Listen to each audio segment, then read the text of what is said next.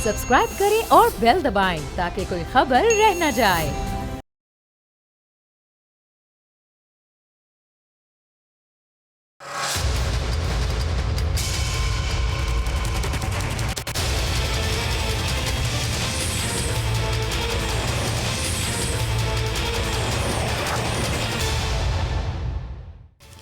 अस्सलाम वालेकुम, आप देख रहे हैं प्रोग्राम बस बहुत हो गया। मैं हूं अरबाब जहांगीर। वज़ीर आज़म इमरान खान ने आज एक बार फिर बड़ा वाज़ेह ऐलान कर दिया कि किसी को जलसे जुलूस की इजाज़त नहीं है। ऑपोजिशन सिर्फ अपने सियासी फ़ायदे के लिए इस वक्त लोगों की जानों को ख़तरे में डाल रही है।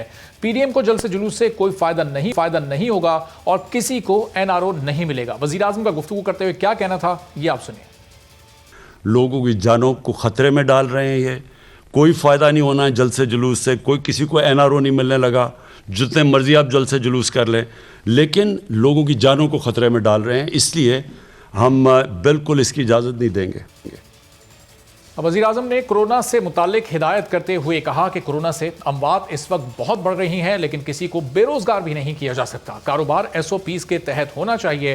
फैक्ट्री समेत रोजगार देने वाले मराकज़ इस वक्त बंद नहीं करेंगे। कोरोना से बचाते हुए लोगों को भूख से नहीं मार सकते। जिस तरह पहले हमने एहतियात की थी, अब भी उसी एहतियात की ज़रूरत है। क्या कह रहे थे वज़ीर आज़म, ये आप सुनिए। कोरोना से बचाते बचाते अपने लोगों को भूख से नहीं मार सकते। हमने अपने कारोबार फैक्ट्रीज़ हमने बंद नहीं करनी, क्योंकि इस वक्त हमारी एक्सपोर्ट्स, अल्लाह का शुक्र है कि बड़ी देर के बाद हमारी एक्सपोर्ट्स बढ़ी हैं और बढ़ रही हैं। लोगों को एहतियात करनी चाहिए, ज़िम्मेदारी लेनी चाहिए।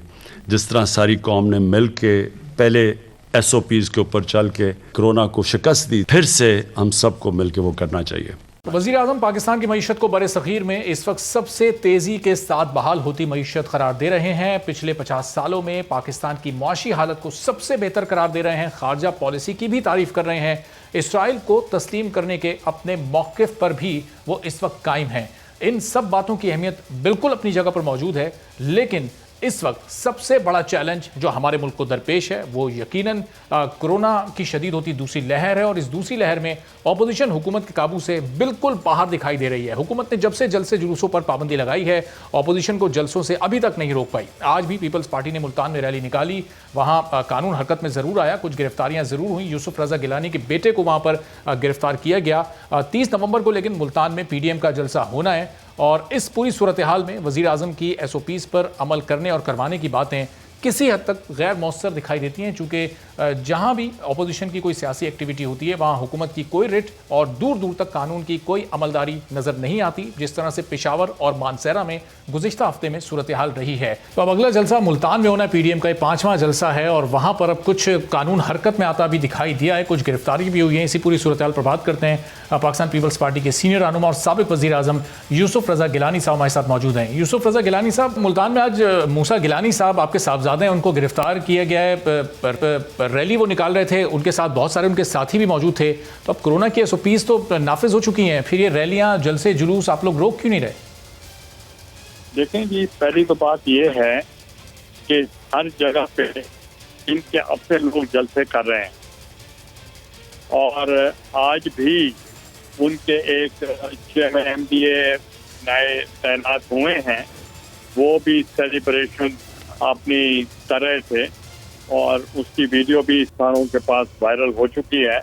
और साइमल्टेनियसली जब इनकी रैली जब निकली तो उन्होंने 30 लोगों को FIR कर दी और उनमें से मेरे ये बेटे भी थे, बड़े बेटे हैं, उनका भी था।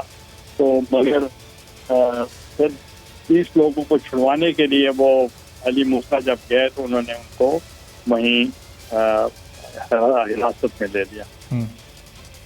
तो गिलानी साहब, अब 30 तारीख को आप लोग ये जलसा करने जा रहे हैं। ज़ाहिर है इस वक्त सिंध में पीपल्स पार्टी ने मुख्तलिफ SOPs नाफिज कर दी, मुख्तलिफ कारोबारों को बंद कर दिया और वहाँ पर मुल्तान में आप लोगों को जलसे की दावत दे रहे हैं सर। तो ये दोहरी पॉलिसी पर लोग सवालात उठा रहे हैं कि सिंध में कुछ और पंजाब में कुछ और।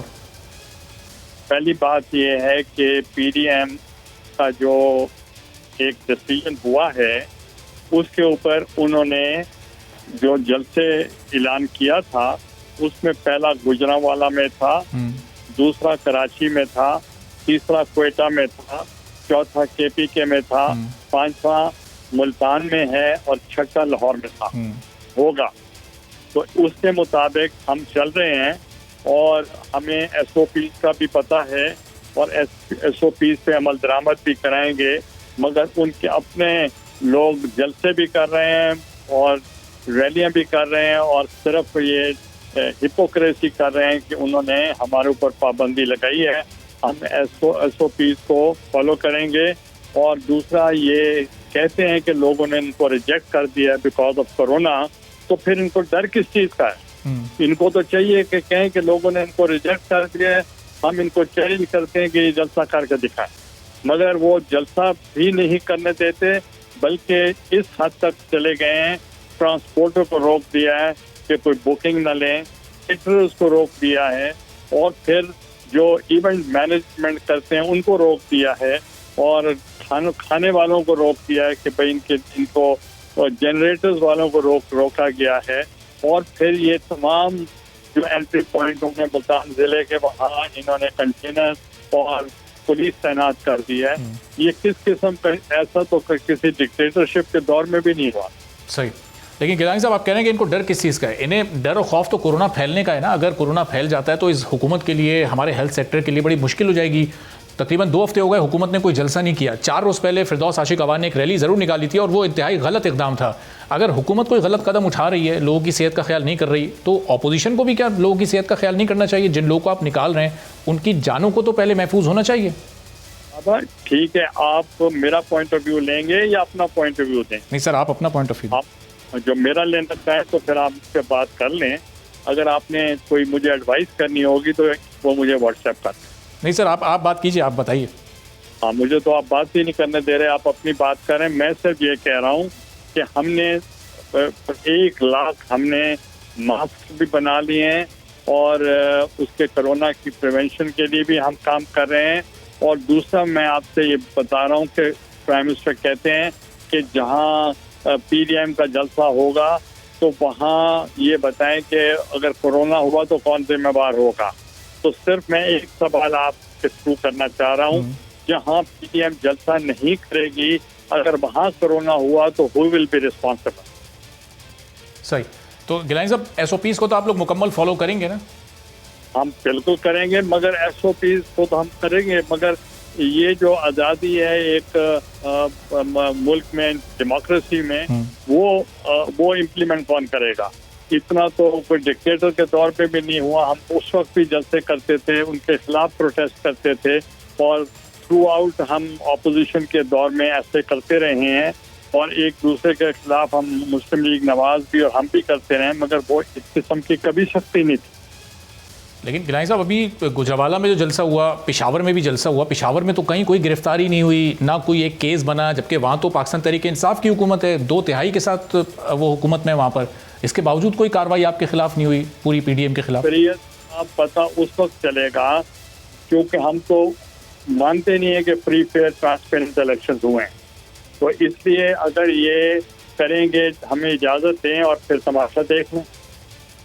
सही, अच्छा सर NC जी आप बात कीजिए। ये हमारा साथ दे। ठीक है, जो NCOC ने जो तजवीज़ पेश की है वो तो ये है कि 300 लोगों से ज़्यादा की तकरीब आउटडोर नहीं हो सकती। अब आपके जलसों में तो हज़ारों लोग आते हैं, तो ये उन SOPs की तो खिलाफ वर्जी है। फिर ये बताएं कि जो उनके डिसीजंस हैं उस पर ट्रू स्पिरिट में कहीं इम्प्लीमेंट पूरे शहरों में, ताजरों में, पब्लिक में कहीं हो रहा है? कोशिश तो वो कर रहे हैं, ज़ाहिर है।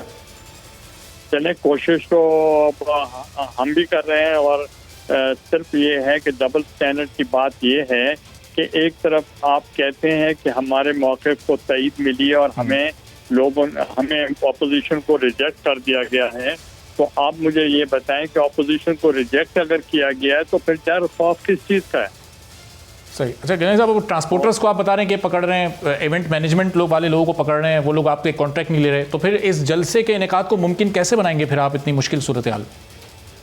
तो उसको रोका जा रहा है और केटरिंग वालों को रोका जा रहा है, इवेंट मैनेजमेंट वालों से अंडरटेकिंग ली जा रही है कि अगर आपने किया तो हम 5 लाख जुर्माना करेंगे, और जो पेनाफ्लेक्स बनाते हैं, झंडे बनाते हैं, उनको भी रोका जा रहा है, और बाकी दूसरी बाहर से जो डिस्ट्रिक्ट से एंट्री पॉइंट है वहाँ भी रोका जा रहा है। तो अगर आपको यकीन ना आए तो आप खुद देख लें, अगर मेरे बच्चों को अरेस्ट कर सकते हैं तो बाकी किसी को छोड़ेंगे ये है लोग। अच्छा गिलानी साहब, ये 5वां जलसा होने जा रहा है, 4 जलसे तो हो चुके, कहीं कोई मुज़ाकरात की कोई राह निकल सकती है? अब तक जो आपका मकसद था क्या वो आपको हासिल होता हुआ नजर आ रहा है इन जलसों से? ये जलसे हो जाएंगे? नजर आ रहा है कि अब सारी गवर्नमेंट स्टैंड स्टिल हुई हुई है और सिर्फ मुल्तान के जलसे को रोकने के ऊपर सारा जोर लग रहा है। अच्छा, लेकिन वज़ीर आज़म ने तो आज भी बड़ा वाज़ेह कहा है अपने कौम से खिताब में, प्रेस कॉन्फ्रेंस वो कर रहे थे कि NRO नहीं मिलेगा, कोई NRO की कोई उम्मीद ना रखे। बाबा आप एक चीज़ मैं बता दूं, मैंने एक पहले भी यही अपना मौक़िफ़ दिया है, वज़ीर आज़म को सिर्फ एक दफ़ा बात करनी चाहिए कि ये NRO नहीं मिलेगा and all the country should accept that the PM has said this and वो नहीं मिलेगा। अब ये जो रिपीटेडली रोज कहेंगे NRO नहीं मिलेगा तो वो तो फिर मकसद उनकी अथॉरिटी तो रोड हो रही। सही, तो लेकिन अब इस तहरीक में कहीं किसी भी मौके पर गिलानी साहब क्या कोई मुज़ाकरात की राह हुकूमत से या किसी और स्टेक होल्डर से क्या निकल सकती है? ये चीज़ आप लोग की कंसिडरेशन में है? देखें, वो जब पार्लियामेंट के दरवाजे बंद हो जाए, वहाँ फ्रीडम ऑफ एक्सप्रेशन ना हो और मीडिया के ऊपर कदगने लग जाएं और वो अपने इजहार राय ना कर सकें और आवाम के जो लोगों के जज्बात हैं उसको भी रोका जाए, तो फिर आप ये बताएं कि क्या ऑप्शन हमारे दे रह जाते हैं। चलें गिलानी साहब, बस आखिर में बता दीजिएगा किन टर्म्स पर और किन लोगों से किस सतह के मुज़ाकरात हो सकते हैं अगर हुए तो? देखें, this is the job of the PDM to take a decision, not I can't take a decision on my own. ठीक है, चलें, बहुत शुक्रिया। जी जी जी जी जी गिलानी साहब, कंप्लीट कर लीजिएगा। बहुत शुक्रिया। यूसुफ रज़ा गिलानी साहब मौजूद थे, पीपल्स पार्टी के सीनियर वज़ीर आज़म, और बता रहे थे कि मुल्तान का जलसा चाहे जितनी भी गिरफ्तारियां होगा, मुस्लिम लीग नून के सीनियर रहनुमा खुर्रम दस्तगीर साहब भी हमारे साथ मौजूद हैं। खुर्रम साहब, ज़ाहिर गुजरावाला में जब जलसा हुआ था, पहला जलसा था PDM का, उसके इंतजामात भी आपके हाथ में थे, आपने उस जलसे के इनेकाद को मुमकिन किया। मुल्तान में भी हम देख रहे हैं कुछ गिरफ्तारियां भी अमल में आई हैं, कहीं कानून कुछ हरकत में आया है। SOPs जो NCOC ने तजवीज़ की हैं, जब उनकी खिलाफ वर्जी होगी तो फिर इस तरह की कार्रवाइयाँ तो होंगी आपके खिलाफ तैयार हैं ऐसी कार्रवाइयों के लिए आप लोग? जी, गुजरांवाला ने तारीख रकम की थी कि पहले जो कोविड के पर्चे थे वो गुजरांवाला में मुस्लिम लीग नून के कारकुनों पर हुए। हमारे कारकुनों को गिरफ्तार किया गया, कुछ को बगैर गिरफ्तार किए सिर्फ जो है पाबंद कर दिया गया। वहाँ थानों में हमारी कुर्सियाँ उल्टाई गई, उठा कर ले गए, हर किस्म के हमें हरासा करने के जो हथकंडे थे वो इस्तेमाल किए गए। आखिर में जो हथकंडा हमें पेशावर में बहुत बड़ा नज़र आया, क्योंकि आखिर दिन कंटेनर लगा दिए गए और एक्सेस नहीं दी गई, आवाम को भी और मीडिया को भी बहुत मुश्किल से वहाँ तक पहुँचने का रास्ता जो है वो मिला। तो ये तो मामला जारी है, लेकिन जो PDM की जिद्दोजहद है वो यही है कि हमने जो भी एक सियासी तरीक़ेकार थे, अब हम उसकी हद तक छू चुके हैं और पाकिस्तान आगे बढ़ने की बजाय पीछे जा रहा है। पाकिस्तान तेजी से खारजा पॉलिसी में, मुआशी पॉलिसी में, इस हुकूमत जो इमरान खान साहब जिसके सरबराह हैं उसकी नालायकी की वजह से इन्हदाम का शिकार है। और इसमें हम कोई नया फार्मूला तजवीज़ नहीं कर रहे, हम तजवीज़ कर रहे हैं कि आईन पाकिस्तान में जो इदारों की हदूद हैं, जो वादा किया गया है पाकिस्तान के अवाम से कि अल्लाह ताला के बाद इक़्तिदार आला मुंतखब नुमाइंदों के हाथ में होगा, अब 21वीं सदी के 20 साल गुजरने के बाद मौका आ गया है कि ये वादा पूरा किया जाए। अब इसको रोकने के लिए मुल्तान में आज जो गिरफ्तारियां शुरू कर दी हैं गिलानी साहब के ख़ानदान में से और फिर कारकुनों में से, ये सिर्फ ये जाहिर करती है कि हुकूमत का जो कोरोना का जो एक शोर डाला है वो सिर्फ एक सियासी पर्दा है। असल में वो हमारे हकूक़ कुचलना चाहते हैं, हमारे जलसे को हर तरीके से रोकना चाहते हैं। वरना ये वही हुकूमत है जिस वक्त हम कहते थे कि लॉकडाउन करें, वो लॉकडाउन नहीं करते थे। आज भी हमारी पॉलिसी यही है कि अगर वाकई मामलात कोरोना के इतने संजीदा हैं, इतने तशवीशनाक हैं, तो फिर मेहंदियों के फंक्शन क्यों हो रहे हैं, लोग ब्यूटी पार्लर्स में क्यों जा रहे हैं, शॉपिंग मॉल्स में शॉपिंग क्यों हो रही है, रेस्टोरेंट में खाना क्यों खाया जा रहा है, मस्जिदों में लोग नमाजें पढ़ रहे हैं। ये सारे वो इशूज हैं, बाजार भरे हुए हैं, मार्केटें भरी हुई हैं कि अगर ये वाकई तशवीशनाक मामला है तो फिर लॉकडाउन होना चाहिए। और अगर तशवीशनाक नहीं है तो फिर कोरोना को हमारे जल से रोकने का बहाना मत बनाएं, क्योंकि मामलात इससे बहुत आगे बढ़ चुके हैं। ये ऐसी हुकूमत है जो हमारे गले दबाकर अपना मकसद हासिल करना चाहती है कि पीटीवी के नए चेयरमैन ने कह दिया कि जी ये तो रियासत का इदारा है, ये तो हुकूमत की बात करेगा। भाई पाकिस्तान के करोड़ों शहरी लाइसेंस फी देते हैं, वो सारे हुक्मरान पार्टी के रुकन नहीं है। हमारा हक है कि पीटीवी पे हमारी आवाज भी सुनी जाए, लेकिन ये हुकूमत जो है हमारे हकूक कुचलने के, मीडिया के, सियासतदानों के, जमहूरियत का गला कुचलने के ऊपर ये दरपे है और इस पॉलिसी को लेकर चल रहे हैं और कोरोना को सिर्फ एक पर्दे के तौर पर इस्तेमाल कर। लेकिन खुर्रम साहब, कोरोना से पिछले 24 घंटे में 59 अमवात हुई हैं, 3000 नए केसेस सामने आए हैं। हर सेक्टर की अपनी अपनी जिम्मेदारी है। ये तमाम जो कारोबारी ज़िंदगी इस वक्त चल रहा है, SOPs अगर फॉलो नहीं हो रही तो ज़ाहिर है आपकी अपनी भी यही राय होगी कि ये सब गलत हो रहा है ना, SOPs को फॉलो होना चाहिए। जो भी NCOC ने SOPs तजवीज़ किए हैं, अब आपके जलसे में तो हज़ारों लोग आते हैं, SOPs अगर फॉलो हो भी जाएँ तब भी इतना बड़ा मजमा यहाँ पर जमा करना, वो फिर खिलाफ वर्जी तो है SOPs की। यही हमें, ये एक साइंटिफिक जजमेंट है जो हमने फैसला करना है ना हुकूमत में। वो जो आपने दुरुस्त कहा, जो नंबर्स हैं, जो मेरे भाइयों और बहनों की पूरे मुल्क में कोरोना से हलाकतें हो रही हैं, उस पर तो कोई दूसरी राय नहीं हो सकती। लेकिन फिर अगर तशवीश है ना, अगर मामला मुश्किल में है, तो फिर क्या खादिम रिजवी साहब के जनाजे में सरकार पाकिस्तान ने SOP नाफिज करने की कोई हल्की सी भी जुम्बश की? नहीं की, जरा सी भी कोशिश नहीं की।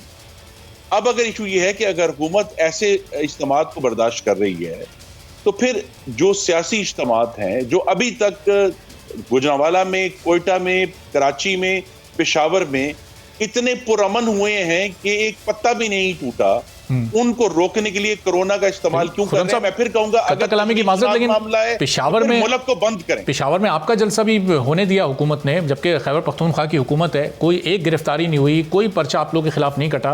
वहाँ आपकी पूरी क़यादत, पूरे कारकुनान गए और वापस अपने अपने शहरों में भी आ गए जो दूसरे शहरों से गए हुए थे। किसी के खिलाफ कोई कार्रवाई नहीं हुई? नहीं, आप अगर उस दिन की कार्रवाइयाँ पढ़ें जो आपके ही कॉलीग्स ने मुख्तलिफ अखबारों में और मीडिया में लिखी हैं कि पेशावर को उस दिन पेशावर को लॉकडाउन किया हुआ सियासी बुनियादों पर, कोरोना की वजह से नहीं, कि मोटरवे बंद, तमाम रास्ते बंद, बीच में हर जगह पे रुकावटें, आप एक जगह से दूसरी जगह नहीं जा सकते। जिन लोगों के बाहर से काफिले जो लोग लेकर गए थे वो तो जलसागाह तक पहुंच ही नहीं सके, कि उनको कई किलोमीटर पहले ही रोक लिया गया कि भाई आप लोग आगे नहीं जा सकते, उन लोगों को उधर ही रोक लिया। तो ये कि बजाय ये कि आप पाकिस्तान के अवाम को वहां तक पहुंचने में मुआवनत करते, जो लॉकडाउन का गलत इस्तेमाल हमें पेशावर में नजर आया, उस जलसे की कोशिश की नाकाम होने की, लेकिन अल्लाह ताला ने उसको भी कामयाब किया। और जो उसमें गुफ्तगू हो रही है वो बिल आखिर इसी नतीजे पर आ रही है ना कि हमें पाकिस्तान में आइन की अमलदारी हासिल करनी है। जो वजीर आजम है वो वैसे तो उनके और उनके वुज़रा जो हैं वो ट्वीट करते हैं, वो टेलीविजन पर आकर बातें करते हैं, लेकिन जहां एक्चुअल पॉलिसी है उस पर अमल दरामद नहीं करते। मैं आपको यकीन से ये बता रहा हूं कि अभी तक पाकिस्तान के किसी सरकारी अस्पताल में कोई नई इमरजेंसी नाफिज नहीं की गई, वहां कोई नए जो प्रोटेक्शन इक्विपमेंट है, PPEs जो है वो नहीं भेजे गए, वहां कोई नया फील्ड हॉस्पिटल कायम नहीं किया गया। हमें ये कहा गया कि जी पहले हमने कोरोना को देख लिया था। मैं फिर कहता हूं, अगर वाकई इतनी तशवीशनाक सूरत हाल है तो फिर वो पाकिस्तान के सरकारी अस्पतालों में, डिस्पेंसरियों में, इदारों में नजर आनी चाहिए। वो तो नजर नहीं आ रही। सिर्फ तशवीशनाक सूरत हाल इसलिए है कि PDM का मुल्तान का जलसा। लेकिन खुर्रम साहब, ये तशवीशनाक सूरत हाल आज़ाद कश्मीर में तो नजर आ रही है जहाँ मुकम्मल लॉकडाउन है, ये सिंध में भी नजर आ रही है जहाँ पीपल्स पार्टी की हुकूमत है और काफ़ी कारोबार बंद कर दिए गए। 2 रोज़ पहले नोटिफिकेशन जारी हुआ। अब यही दोनों जमातें, ये बड़ी जमातें अपोजिशन की, ये मिलकर मुल्तान में लोगों को दावत दे रही हैं कि लोग बड़ी तादाद में आएँ, चाहे SOPs को फॉलो करते हुए आएँ, लेकिन आएँ और फिर जलसे को कामयाब बनाएं। तो ये तजाद नजर आ रहा है आप लोगों की पॉलिसी में। जहां जिम्मेदार हुकूमतें हैं, जहां तशवीश है, उन्होंने एक्शन लिया है। जहां गैर जिम्मेदार सिलेक्टेड हुकूमतें हैं वो कोई भी अमल करने से आ रही हैं, और हुकूमत की बेबसी और मुल्की मामलात में जो गैर फालियत है वो तो खुलकर सामने आ गई ना। जिन हुकूमतों ने एक्शन करना था वो कर गुजरे, यही सिर्फ ट्वीट कर रहे हैं। पंजाब की हुकूमत जब मुल्तान में एक्शन ले रही है, लोगों को गिरफ्तार कर रही है, तो आप उसको अपने खिलाफ करार दे रहे हैं। वो SOPs की खिलाफ वर्जी पर एक्शन ले रहे हैं। यही एक्शन अगर सिंध में पीपल्स पार्टी लेगी या आज़ाद कश्मीर में आपकी हुकूमत लेगी तो वो जी कि हुकूमत पंजाब सबसे पहले अपने अस्पतालों में कोरोना इमरजेंसी नाफिज करे, वहाँ डॉक्टरों को पर्सनल प्रोटेक्शन इक्विपमेंट फराहम करे, वहाँ मास्क फराहम करे, वो पूरा लिबास फराहम करे और उनको समझाए कि हमें दोबारा फील्ड हॉस्पिटल कायम करने हैं। जब ये चूंकि अगले आने वाले दोनों जलसे जो हैं वो पंजाब में है और पंजाब में चूंकि पीटीआई की एक बहुत ही गैर फाल और नालायक हुकूमत का राज है, लिहाजा वो बजाय ये कि कोरोना से लड़ने के असल इकदामात करें, उनका जोर सिर्फ ये है कि पर्चे देकर सियासी कारकुनों को अंदर किया जाए। ये जो तजाद है ये खुलकर सामने आना चाहिए। अगर मैं कहता हूं अगर तशवीशनाक इतनी है तो वज़ीर आज़म क्यों नहीं आकर कौम से खिताब करते, पार्लियामान का इजलास बुलाकर क्यों नहीं बताते कि फैक्ट ये है कोरोना दोबारा फैल रहा है, हमें इसको रोकना है। अजराए करम पीआईडी और ट्वीट के जरिए भाषण देना बंद करें और जो जिस हाकमियत पे अब इस वक्त ये सर चढ़कर बैठे हुए हैं उसका इस्तेमाल भी करें अवाम की फलाह के लिए, जो ये नहीं कर। आज तो वज़ीर आज़म लाहौर में ही थे और मीडिया पर ये आकर ये बात कर रहे थे कि इन तमाम एसओपीज़ को फॉलो करना है। जब ज़ाहिर जलसे जुलूस में इतने ज़्यादा तादाद में जब लोग आएंगे तो कोरोना का इम्कान फैलने का कहीं ना कहीं तो मौजूद होगा ही ना। पहले उन्होंने अपनी तमाम एक्टिविटीज़ को मुख्तसर किया, ख़त्म किया। 4 रोज़ पहले एक रैली ज़रूर हुई फिरदौस आशिक अवान साहिबा की, लेकिन उससे हट के पिछले 2 हफ्तों में कहीं कोई हुकूमती एक्टिविटी हमें नज़र नहीं आती। दीदी और वो रैली जो है मेरे शहर गुजरांवाला में भी आई थी और वहाँ किसी एक शख्स ने भी जो है वो एसओपी फॉलो नहीं किए, उसी तरह एक दूसरे के ऊपर जमे गफीर था। ये इशू पाकिस्तान में जो हाकमियत का जो स्ट्रक्चर है उसके जरिए कोरोना रोकने का है। अगर वजीर आजम उस स्ट्रक्चर के जरिए कोरोना को रोकते हुए नजर आएंगे कि वो ये कहें कि हाँ जी हम शादी हॉल बंद कर रहे हैं, हम शॉपिंग मॉल बंद कर रहे हैं, हम रेस्टोरेंट बंद कर रहे हैं, हम मस्जिदों के ऊपर कुछ पाबंदी लगा रहे हैं कि वहां एक वक्त में ज्यादा इज्तिमा ना हो, ब्यूटी पार्लर बंद कर रहे हैं, दूसरे इज्तिमात की जगह बंद कर रहे हैं, उससे उनकी संजीदगी जाहिर होगी। सियासी कारकुनों पर कोविड के पर्चे देने से ये सिर्फ सियासी इंतकाम में मईशत को भी साथ साथ चलाना चाहते हैं ना मुल्क की। जब आप लोग ये आर्गुमेंट देते हैं तो ये तासुर उभरता है कि शायद मुकम्मल लॉकडाउन ऑपोजिशन इस वक्त चाहती है कि पूरे मुल्क में लॉकडाउन लगा दिया जाए, फिर ये पीडीएम की तहरीक रुकेगी। उससे ज़ाहिर मईशत का पहिया रुक जाएगा, हुकूमत को खुद ब खुद नुकसान होगा। हुकूमत को इसकी अपनी नालायक पॉलिसियों की वजह से बेइंतहा नुकसान ये कर चुके हैं। पिछले अब जो 16 महीने हो गए हैं पाकिस्तान में एशियाई खुर्दोनोश की महंगाई डबल डिजिट्स में है, यानी 10% से ज़्यादा है, 24% तक भी गई है। पाकिस्तान के अवाम के गले काट दिए हैं अपनी नालायकी से। तो अगर जाने बचानी है तो फिर जिस तरह सिंध हुकूमत ने कहा है उस तरह का इकदाम करें तो सही ना, पंजाब में कुछ काम तो करें। सवाए पर्चे देने के पंजाब हुकूमत पंजाब इस वक्त कोरोना को रोकने का कोई काम नहीं करी। उनके अस्पताल वैसे ही चल रहे हैं जैसे 2 महीने पहले चल रहे थे, उनकी तमाम पब्लिक हेल्थ फैसिलिटीज वैसे ही चल रही हैं जैसे 2 महीने पहले चल रही थी। कोरोना की लहर जो है वो सिर्फ पीआईडी में और ट्विटर पे आई है और ऑपोजिशन के जलसे रोकने के लिए इस्तेमाल हो रही है। चलें, बहुत शुक्रिया। खुर्रम दस्तगीर साहब मौजूद थे और बड़ी अहम बात आखिर में वो कर रहे थे। वज़ीर आज़म डायलॉग की दावत कोरोना के मामले पर अपोजिशन को पीडीएम को दें तो फिर ये जो तहरीक पीडीएम की चल रही है इस पर नज़रसानी की जा सकती है, लेकिन इसके लिए पहले वज़ीर आज़म को खुद अपना दिल बड़ा करते हुए डायलॉग की दावत देनी पड़ेगी। एक ब्रेक लेते हैं और ब्रेक के बाद जब वापस आएंगे तो कुछ मज़ीद बात करेंगे। हमारे साथ रहिए।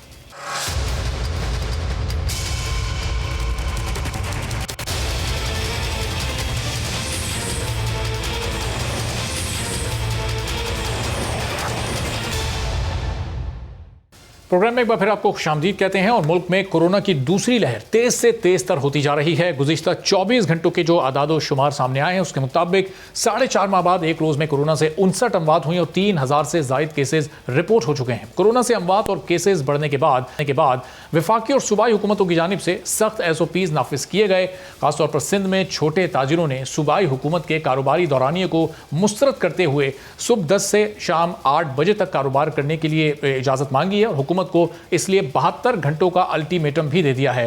ताजिरों का कहना है कि हुकूमती तयशुदा कारोबारी औकात नाकाबिल अमल है। पूरे मुल्क में कारोबारी मराकज़ रात 10 बजे बंद करने के अहकामात हैं, लेकिन सिंध हुकूमत ये गैर मुनसिफाना फैसले कर रही है। और शादी हॉल्स के बारे में भी ये एसओपीज़ सामने आई कि रात 9 बजे तक तकरीब का दौरानिया महदूद कर दिया जाए और 200 से ज़ायद लोगों के साथ आउटडोर गैदरिंग की जाए, खाना भी पैकेट्स में फराम किया जाए। तो इसके बाद जो ये कारोबारी तबका है वो भी इस वक्त बहुत परेशान है। इसी सिलसिले में कुछ मज़ीद गुफ्तगू करते हैं। राना रईस शादी हॉल्स एसोसिएशन के, कैस मंसूर शेख साहब चेयरमैन कैटरर्स एसोसिएशन हमारे साथ मौजूद हैं। तो राना रईस साहब, अब ये 200 लोगों के साथ 9 बजे तक आप लोग तकरीब कर सकते हैं, वो भी हॉल से बाहर बैंक्वेट में तकरीब नहीं हो सकती। किस हद तक मुतासिर कर रहा है ये फैसला आपके कारोबार को, और क्या मुतालबात करेंगे हुकूमत से? बिस्मिल्लाहिर्रहमानिर्रहीम।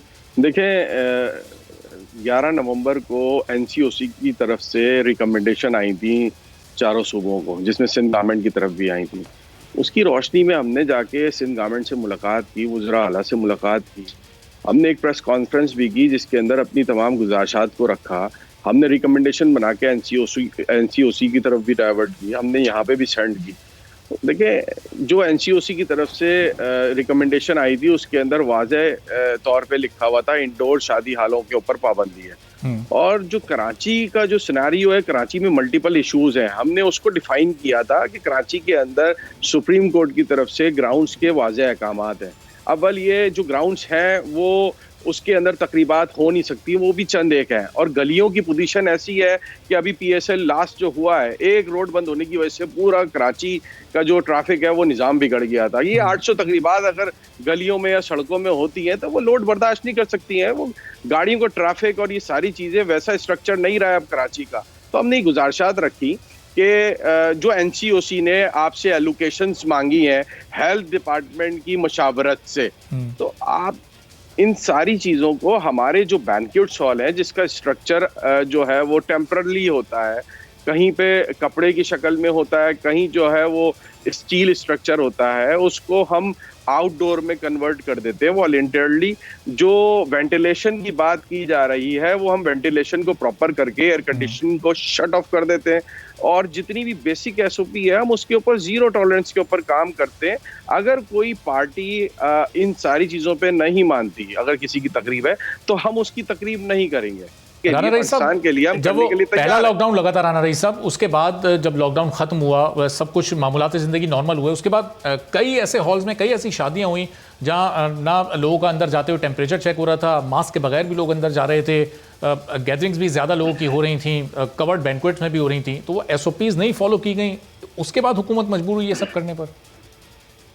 देखें, ये आपके सामने है, 24 नवंबर को भी एक रिपोर्ट जारी हुई है, उसके अंदर लिखा हुआ है कि कितने शादी हालों के ऊपर फाइन हुआ है।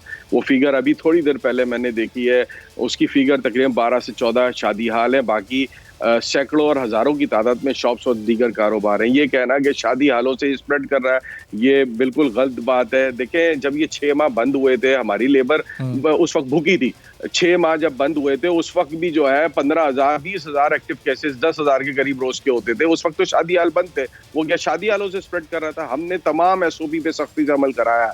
ये इस चीज़ का सबूत है कि हमने मैक्सिमम क्वांटिटी को बिल्कुल रद्द किया है। अगर कोई नहीं माना है तो हमने उसकी पार्टी नहीं की है, लेकिन हमारे साथ जो हमारी प्रॉब्लम्स हैं, हमने वो कमिश्नर कराची को नासिर हुसैन शाह साहब जो वजीर बल्दियात हैं, उनको हमने अपनी गुजारिशात रखी थी, उन्होंने उसको सराहा था। हमने कहा था हमारे मल्टीपल जो इश्यूज जो हम आपके साथ मिल के इसके ऊपर काम करना चाहते हैं, हमने फोकल पर्सन के नाम दिए। उसमें मेन हमारा ये था कि आप जो पार्टी होस्ट है उसको भी नामजद करें अगर वो वायलेशन करता है, दूल्हा जो है उसको भी रखें। अगर आप ये सारी चीजें करेंगे तो हमें भी आसानी होगी। हम जो पार्टी ऑर्गेनाइजर है उसका नाम बिल्कुल रखें।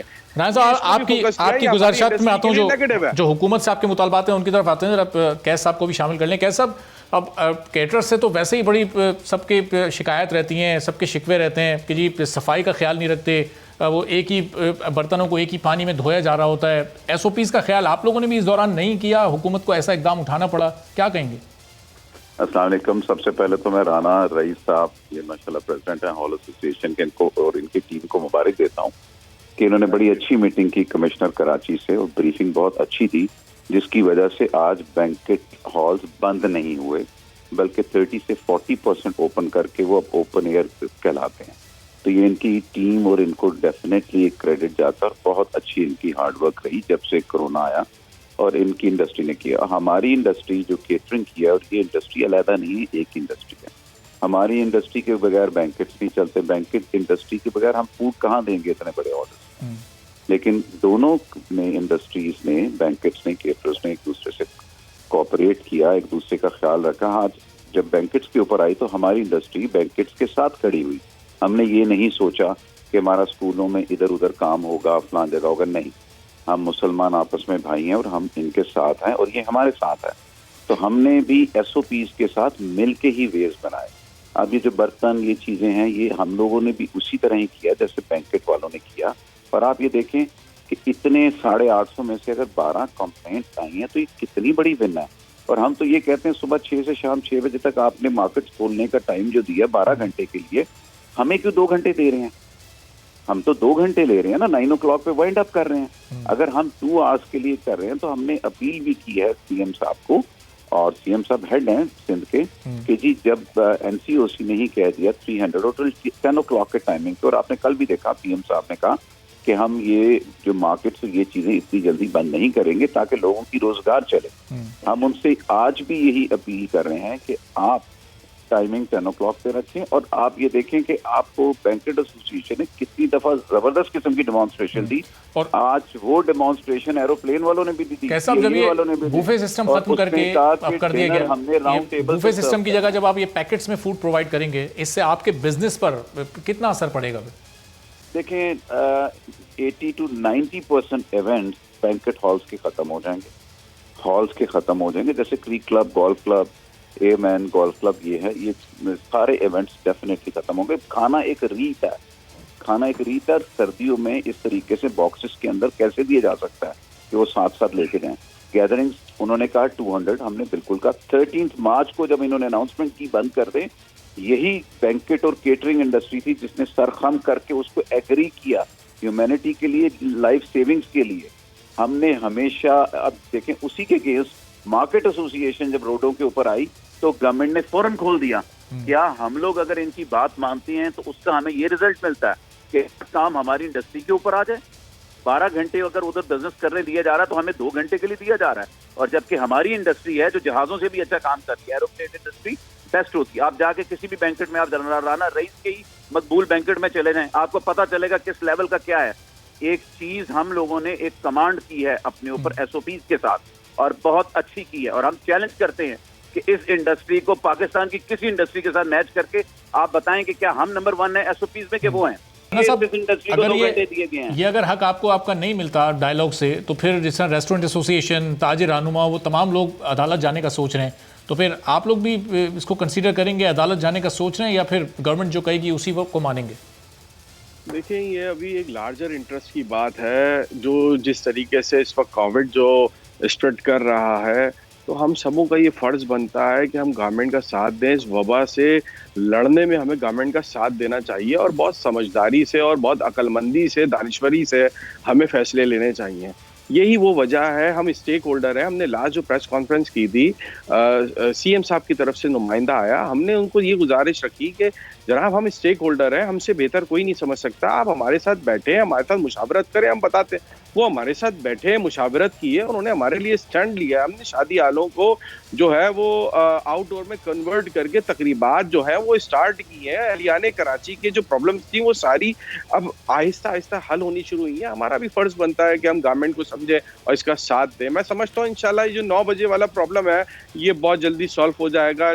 जो कोविड का मसला जब इंशाल्लाह ताला बेहतरी की तरफ आएगा तो ये टाइम पीरियड भी, मेन मसला ये था, देखें मेन मसला ये था कि शादी हालों को शट ऑफ किया था 6 माह के लिए। गवर्नमेंट ने हमसे बात नहीं की थी, ना हमें कोई पैकेज अनाउंस किया था, ना बेल आउट पैकेज दिया था। हमारी लेबर जो थी वो जब ये 6 माह के बाद शादी हाल खुले उनके चेहरों पे एक रौनक आई थी। आप यकीन माने जब ये दोबारा बंद होने की बात हुई तो उन्होंने कहा कि हम मर जाएंगे, हम कट जाएंगे, हमारे पास कोई दूसरा रोजगार नहीं है। हमने बहुत बोल्ड स्टेप लिया। उस वक्त हमने गवर्नमेंट के अगेंस्ट जाके हमने प्रेस क्लब के अंदर प्रेस रिलीज पढ़ी, हमने उसके खिलाफ हमने बोला। हम तो उस वक्त भी कह रहे थे कि हम इमरान खान साहब की बात की तायद करते हैं कि उन्होंने हमेशा जो बात की वो डेली वेजर की उन्होंने हमारी बात को सुनाया, हमें हमारे साथ बैठे। ये खुश आइंद है, हम भी चाहते हैं SOP को सख्ती से अमल दरामद कराना। आप यकीन माने 6 माह हमारी वाहिद इंडस्ट्री थी जो बंद हुई है। हमसे बेहतर कोई नहीं समझ सकता कि अगर किसी ने लूज किया वो हमारी इंडस्ट्री ने किया है। रमजानों से तमाम इंडस्ट्री को जो है वो जो है अपना ब्रीदिंग स्पेस मिला हुआ था। ये केटरिंग हाउस भी हमारी एलाइड इंडस्ट्री है, हमसे 50 एलाइड होती हैं इंडस्ट्रियां, लेकिन केटरिंग हाउस को भी जो है वो एक टाइम पे ब्रीदिंग स्पेस मिला हुआ था। गम दुख सब घरों में तकरीबात चल रही थी, लेकिन बैंक्वेट्स हॉल, लॉन ये जो प्लेसेस थे इनको बिल्कुल भी रिलीफ नहीं मिला, बिल्कुल भी जो है अपना ब्रीथिंग स्पेस नहीं मिला। स्कूल के अंदर ऑनलाइन क्लासेस चल रही थी, फीसें चल रही थी, और रेस्टोरेंट्स के ऊपर भी बिल्कुल सबसे ज्यादा नुकसान आपकी एसोसिएशन को और आपके कारोबार को हुआ। ठीक है, बहुत शुक्रिया राना रईस साहब। कैस मंसूर शेख साहब हमारे साथ मौजूद थे और मुश्किलात बता रहे थे कि मुआशी कत्ल उनका इस हुकूमती SOP के तहत किया जा रहा है। वज़ीर आज़म ये कहते हैं कारोबार बंद नहीं होगा, लेकिन सिंध में कुछ कारोबार बंद और कुछ महदूद कर दिए गए। एक ब्रेक लेते हैं और ब्रेक के बाद जब वापस आएंगे तो ठट्टा में मिनी पाम ऑयल बनाने वाली मिल ने काम शुरू कर दिया है और इसका पाकिस्तान को मुस्तकबिल में कितना फ़ायदा हो सकता है, इस पर बात होगी एक ब्रेक के बाद।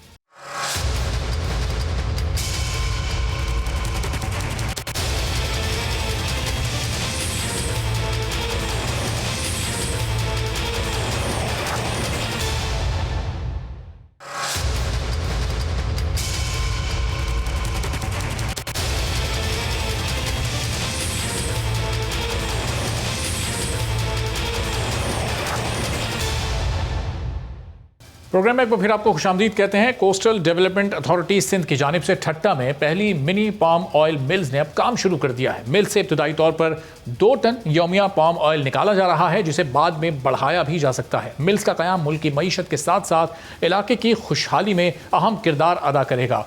पाकिस्तान में तेल की फीकस खपत 20 किलो सालाना है और पाकिस्तान की फीकस तेल की जो खपत है वो खित्ते में इस वक्त सबसे ज़्यादा है। पाकिस्तान हर साल 3 से 4 अरब डॉलर पाम ऑयल की दरामदात पर खर्च करता है, जिसमें अब इस मिल के काम करने के बाद खासी कमी आ सकती है। कितनी कमी आ सकती है और इसकी पैदावार को कब कब और कितना कितना बढ़ाया जा सकता है, इसी बारे में गुफ्तगू करते हैं। शेख अब्दुल वहीद साहब हमारे साथ मौजूद हैं, चेयरमैन पाकिस्तान घी वनस्पति मैन्युफैक्चरर्स एसोसिएशन के। शेख अब्दुल वहीद साहब, बहुत शुक्रिया प्रोग्राम के लिए, आपने वक्त निकाला। ये अभी तो ये 2 टन यौमिया ये पाम ऑयल निकाला जा रहा है, ये इसकी मिकदार को कब बढ़ाया जा सकता है, कितना बढ़ाया जा सकता है, कैसे बढ़ाया जाएगा, इस बारे में क्या डिटेल्स हैं आपके पास? जी, इसके मुतालिक बात यह है कि सबसे पहले तो हमसे गवर्नमेंट को मुबारकबाद पेश करें कि उन्होंने बहुत बड़ा, स्पेशली वहाब साहब ने बहुत ज़्यादा इसकी पर्सनल इसकी वो लेके टेंशन इसके ऊपर वर्क किया और आज उसका रिजल्ट है कि 2 टन, ये 2 टन नहीं है, ये समझे 2 लाख टन समझे थे। अच्छा, बात यह है कि ये इनिशियल है, इसके बाद अब वो 1600 एकड़ उन्होंने रख ली है, फिर 1600 एकड़ और भी लोग रखेंगे, हम भी रखेंगे, पूरी हमारी एसोसिएशन ये काम करेगी और हम लोग पर्सनली इसके ऊपर बहुत ज्यादा विलिंग है, क्योंकि ये अल्लाह ताला ने एक नेमत दे दी है इस जमीन को, तो इसको तो हम लेके चलते ही रहेंगे जब तक ता जिंदगी। ये तो हमारे इस इस्लामी मुल्क का और पाकिस्तान के लिए तो ऐसा है जैसे ये जन्नत नज़ीर का कोई तोहफा मिल गया। तो शेख साहब, ये 2 लाख टन आप यौमिया की बात कर रहे हैं या ये महाना की बात कर रहे हैं? मेहरबानी से अब जैसे ये सूरत हाल नजर आ रही है, अल्लाह मुबारक ताला करे ये सुभान ताला ये ऐसे ही चलता रहे, तो मैं ये समझता हूँ कि पाकिस्तान में बहुत बड़ा इनकलाब आ जाएगा। इसको देखिए, दुनिया में 2 ममालिक के पास सबसे ज्यादा है, अफ्रीका ने पैदा किया है लेकिन वो अभी मार्केटिंग नहीं कर सका उस तरह, क्योंकि वही कंपनी जो इंडोनेशिया में, मलेशिया में या सिंगापुर में बैठे हुए, वो लोग वहाँ पे अफ्रीका में जाके उन्होंने काम शुरू किया। हमारे यहाँ तो कंजम्पशन है, देखिए हम 4.5 मिलियन टन सालाना इंपोर्ट कर रहे हैं, तो ये कोई छोटी इंपोर्ट नहीं है। पाकिस्तान दुनिया में 3रे नंबर पे इंपोर्टर है पाम ऑयल का, तो ये मैं समझता हूँ कि ये बहुत बड़ा इनकलाब आएगा अल्लाह के हुक्म से इंशाअल्लाह। शेख साहब, कितना वक्त लगेगा अभी ये जो फिगर्स आप बता रहे हैं 2 लाख टन, इस तक पहुंचने में किस किस का आपको ताउन लेना पड़ेगा और ये कब तक इस टारगेट को अचीव कर लेंगे आप लोग? जी, ये टारगेट अचीव करने में कितना वक्त लगेगा और किस किस का ताउन दरकार होगा आप लोगों को? भी शुरू करें ना, तो आज अगर शुरू करें तो 3 साल लगते हैं एक पौधे को फल देने में, तो ये आप ये समझ लें कि अगर आज ये शुरू कर दें, जो 1600 एकड़ इन्होंने गवर्नमेंट ऑफ सिंध ने रखी है, तो ये ट्रायल बेसिस पे 3 साल के बाद इसका फल आएगा। जैसे ये अभी जो उन्होंने लगाया है, इससे मैंने सैंपल खुद चेक किए अपनी हमारी फैक्ट्री में जो लेबोरेटरी है, उसने इसको ओके किया, इंटरनेशनल स्टैंडर्ड के मुताबिक पाए गए। अच्छा, तो ये जी जी जी, तो इसका हेल जो है, जो एक पौधा है वो 3 साल के लिए होता है, 3 साल के बाद स्टार्ट करता है प्रॉपर जूस देना। अच्छा। और इसमें 20% ऑयल होता है एक इसमें ओदे में, पौधे अभी में। अभी इनिशियली कितने पौधे प्लांट किए गए? गुजारिश हुक्मरान थे लोगों से कि अल्लाह के लिए ये कामयाबी अल्लाह ने दी है वहाब साहब को। तो मैं रिक्वेस्ट करूंगा प्राइम मिनिस्टर पाकिस्तान को, गवर्नमेंट ऑफ सिंध को, वजीर आला ऑफ सिंध को, आसफ जरदारी साहब को, बिलावल भुट्टो साहब को, सबको, जितने भी हमारे लीडरान हैं पाकिस्तान में, उन सबको मैं गुजारिश करूंगा कि इसके ऊपर काम करें और काम करने दें। शेख साहब अभी जो कर रहे हैं उनको अप्रिशिएट। अभी इनिशियली कितने पौधे अभी प्लांट किए गए हैं जो जिनसे 3 साल बाद ये तेल हासिल किया जा सकेगा? बार बार इंडोनेशिया की मिसाल दे रहे हैं, मलेशिया की मिसाल दे रहे हैं। तो अब इंशाल्लाह हम भी ये टाइगर जो ख्वाब है पाकिस्तान का कि ये टाइगर ऑफ एशिया बने, तो ये इससे टाइगर ऑफ एशिया बने। साहब आपको आवाज आ रही है? आवाज जरा जी गड़बड़ हो रही है। मैं आपसे पूछ रहा हूँ अभी कितनी बड़ी तादाद में ये पौधे अभी लगाए गए हैं जो 3 साल बाद ये तेल देना शुरू करेंगे? कितने हैं तादाद आपको, आपके इल्म में है? एग्जैक्ट मुझे फिगर नहीं पता, लेकिन ये तो अभी 2 टन रोज की प्रोडक्शन उसकी निकली है ऑयल की। 2 टन का मतलब हमने तकरीबन ये 100 टन निकाला है, तो 10 टन निकाला है तो 2 टन तेल निकला है। अच्छा, तो ये अभी जाना है हमने विजिट पे, मैंने हमारी बात हुई है वहाब साहब से और हमने उन्हें रिक्वेस्ट किया और वो भी बड़े इंटरेस्टेड हैं कि भी एक विजिट कर लें ताकि मजीद इसके ऊपर वर्किंग हो सके। तो माइट भी इंशाल्लाह नेक्स्ट वीक या में हमें कोई भी टाइम वो देंगे और इंशाल्लाह ताला बड़े अच्छा रिजल्ट आएगा। ये मैं आपको तफसीली रिपोर्ट जो दे सकता हूँ कि मुझे एक विजिट कर लेने दे। अभी तो हमारे पास एक मूवी हमने बनाई, उन्होंने बनाई हुई है जो वो मिनिस्टर साहब गए थे और वो आप देख लें, अगर आपको चाहिए मैं अभी आपको भिजवा देता हूँ। लेकिन जी बिल्कुल वो तफसीली रिपोर्ट भी शेख साहब आपसे लेंगे। लेकिन शेख साहब ये बताएं कि चलें सिंध में तो इसका आगाज़ हो गया है, बड़ी अच्छी बात है और इतनी बड़ी मिकदार में तेल निकलेगा भी, पाकिस्तान के काम आएगा, मईशत में बेहतरी होगी। दूसरे सूबों में भी क्या इसको सिंध हुकूमत सोच रही है लेकर जाने का अपने ताउन से, अपने इश्तराक से, कि पंजाब में, खैबर पख्तूनख्वा में, बलूचिस्तान में भी इसको जाके प्लांट किया जाए? पंजाब में बिल्कुल जाएगा, हम केपीके में भी लेंगे, जहाँ जहाँ पे ये फिजिबल होगा, जहाँ पे ये फल दे सकेगा वहाँ पे, क्योंकि ये इनिशियल स्टेज। अभी मैं आपको सुहाने ख्वाब नहीं दिखाना चाहता, मैं वो बात करना चाहता हूँ जो एग्जैक्ट कल आप मुझे क्वेश्चन करें तो मैं आंसर देने की पोजीशन में हूँ। इस वक्त अगर आप मुझे 1 वीक दें, मैं आपको पूरी रिपोर्ट इसकी कॉम्प्रिहेंसिव दे सकता हूँ कि ये कितना माल हम तैयार कर सकेंगे अगले 3 साल में। ये स्टेप बाय स्टेप होना है और इसके साथ इसकी कोई आइटम, देखिए इसमें से कोको बटर भी इसी में से बनता है, सब्स्टिट्यूट बटर भी इसी का बनता है, इसमें कर्नल भी बनता है, इसमें हर वो चीज बनती है जो मेडिसिन में भी यूज होती है और इसकी पत्ते भी वेस्ट नहीं है, वो भी हमारा रॉ मटेरियल है बॉयलर का। तो कोई चीज इसकी वेस्टेज नहीं है, मैं आपको ये बड़ा क्लियर बता दूं। सही, और ये ऐसे ही है जैसे कोई जन्नत का पौधा आपको मिले। और शेख साहब ज़ाहिर है कोई भी ऐसा काम किसी भी हुकूमत का जिससे एक आम आदमी की उसकी ज़िंदगी में सहूलत आए, उसको फ़ायदा हो, तो वो बड़ा अहम होता है। अब एक आम आदमी इस वक्त 240 रुपये 250 रुपये फ़ी किलो यहाँ से खाने वाला तेल ख़रीदता है, तो अब क्या उस मुस्तकबिल में जब ये पाकिस्तान इसमें खुद कफ़ील हो जाएगा, क्या वो कीमतें भी कमी हो सकती है उसमें? क्या उस एक आम आदमी तक भी इसका फ़ायदा पहुँच सकता है? ये देखें, इस वक्त अगर 240 रुपये में आप ये लगे लें कि 100 रुपया ड्यूटीज एंड टैक्सेज है,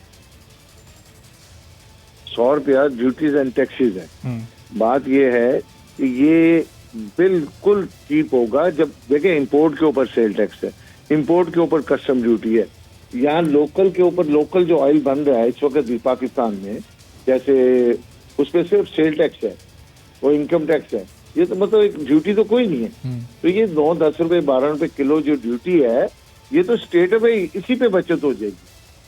तो मतलब ये डेफिनेटली एक तो लेबर बहुत ज्यादा यूज होती है इस काम में, और दूसरा यहाँ पे जब ज़र मुबादला बचेगा इकॉनमी खुद ब खुद बुश अप होगी। तो ये आप बार बार मैं ये बात कहना चाह रहा हूँ कि दिल की गहराइयों से भी कह रहा हूँ कि बहुत बड़ा इंकलाब आ जाएगा अगर ये हम कामयाब हो गए। और शेख साहब देखिए 45 लाख टन को आप अगर $600 से भी मल्टीप्लाई कर लें तो आप देख रहे हैं कि सेकंड हाईएस्ट इंपोर्टेड चीज जी। और पाकिस्तान इस वक्त जो पाम ऑयल इंपोर्ट करता है तकरीबन 3.25 खरब रुपए उसकी पेमेंट पाकिस्तान दूसरे मुल्कों को करता है। तो ये ज़ाहिर पाकिस्तानी मईशत का एक बड़ा हिस्सा है, ये अगर बचता है और ये अपनी आवाम की फलाह पर लग सकता है तो बहुत ज़्यादा फ़ायदा इसको हो सकता है पाकिस्तान की मईशत को भी, पाकिस्तान की आवाम को भी। मैंने अर्ज की ना, ये पाकिस्तान का सेकंड लार्जेस्ट यूजर्स आइटम है।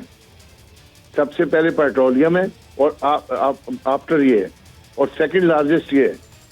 अगर आप इसको देखें तो ये वो जो आप बात कर रहे हैं, ट्रिलियंस ऑफ डॉलर भी जा सकते हैं इसमें, डे बाय डे बढ़ रहे हैं, कम नहीं हो रहे। ये तो हम पाम ऑयल की बात करें, ऑयल तो दूसरा भी इंपोर्ट हो रहा है, सीड हो रहा है, पाम ऑयल हो रहा है, सोयाबीन हो रहा है। तो जैसे जैसे ये हमारी अपनी प्रोडक्शन बढ़ेगी, हम कोई चीज इंपोर्ट करने की पोजीशन में नहीं रहेंगे इंशाअल्लाह ताला। ये अल्लाह करे ये बात जो मैं सोच रहा हूँ, या मैं जो ख्वाब देख रहा हूँ मेरी जिंदगी में हो जाए, और ये इंशाल्लाह होने वाला है। सही, इसको ये टाइम वेस्ट करने वाला नहीं है। ठीक है, चलें, बहुत शुक्रिया। शेख अब्दुल वहीद साहब हमारे साथ मौजूद थे और कह रहे थे कि एक बड़ा इंशाल्लाह है, अगर अगले 3 साल में ये मुमकिन हो पाता है और पाकिस्तान एक बड़ी मिकदार में ये तेल पैदा करने वाला मुल्क बन जाता है, तो न सिर्फ पाकिस्तान अपनी ज़रूरियात को पूरा कर सकेगा बल्कि बैरून मुल्क भी इसको भेज कर ज़र मुबादला कमाया जा सकेगा। आज के प्रोग्राम से इजाज़त दीजिए, अल्लाह हाफ़िज़।